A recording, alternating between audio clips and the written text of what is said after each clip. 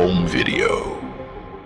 If you've ever wondered what really happened aboard the doomed ship the Demeter during its final voyage in Bram Stoker's novel Dracula, you know, the part that always gets glossed over in the movies, then the makers of The Last Voyage of the Demeter are here to fill in the blanks. The Demeter is the vessel that transported the Prince of Darkness from his homeland of Transylvania to England.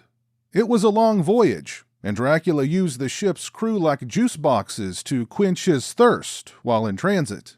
In Stoker's novel, we're told the tale via the captain's logs. In fact, the entire novel is comprised of different characters' journal entries, a kind of found footage, only in this case, found journals. Anyway, this is a big part of the reason why I was so hyped to see this movie, because The Last Voyage of the Demeter has largely been overlooked by all other Dracula adaptations. And as we all know, there is no shortage of Dracula adaptations. I also dug the fact that it appeared as though this version of Dracula steered away from the debonair aristocratic goth daddy who makes all the ladies sweat. And some guys too. So I've been excited for The Last Voyage of the Demeter since I saw the first trailer. It's definitely been my most anticipated movie of this year. And it lived up to my expectations.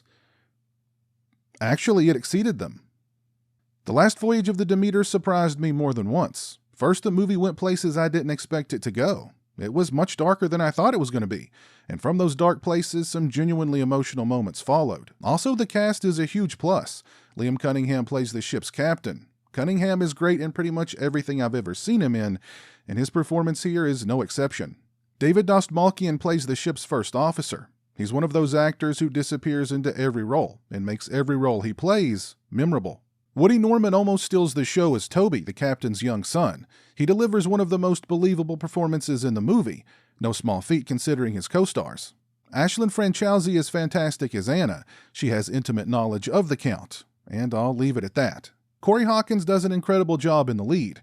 He's easily likable, and you can't not root for him.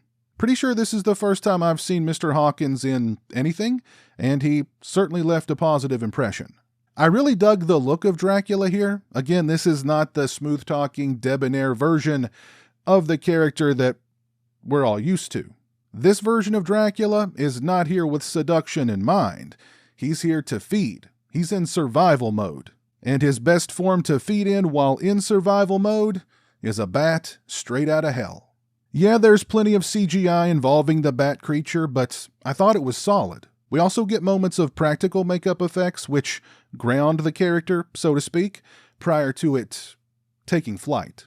But I can't stress this enough. This is not a Dracula movie. If you go into it expecting a Dracula movie, then you'll most likely be disappointed. The film is directed by André Øvredal, who brought us movies like Troll Hunter, The Autopsy of Jane Doe, which I loved, and Scary Stories to Tell in the Dark, which I liked. Øvredal provides The Last Voyage of the Demeter a great look, with plenty of atmospherics and stylish nuances. He's also able to create some nice tension, and even though the movie is right around 2 hours long, it didn't feel it. I give Øvredal and writers Bragi Schutt and Zach Olkowitz credit for keeping things suspenseful, even though we kinda know how it's gonna end. And speaking of the end, my only real qualm with the movie is the ending. They actually leave the door open for a sequel, which will require some reimagining for that to happen, if it happens, and I kinda hope it doesn't happen. I can't say the movie was ever scary, but I felt really engaged with the characters and the story, seeing how it was all going to play out, and whether or not Øvredal and crew had anything up their sleeves, which of course, they did. The setup we've all seen before, but the fantastic cast, the strong characters, the engaging story, and the cool creature elevated the movie for me big time. I highly recommend it.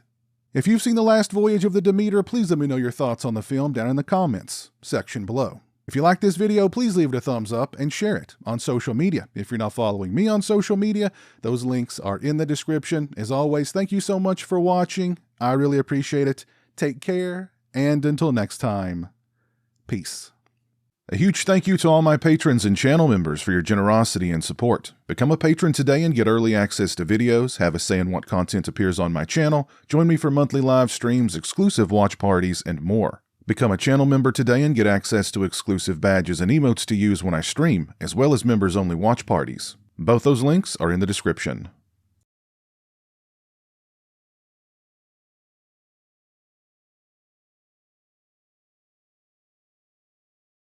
Say hello to the internet, Jeremy. Hello to the internet.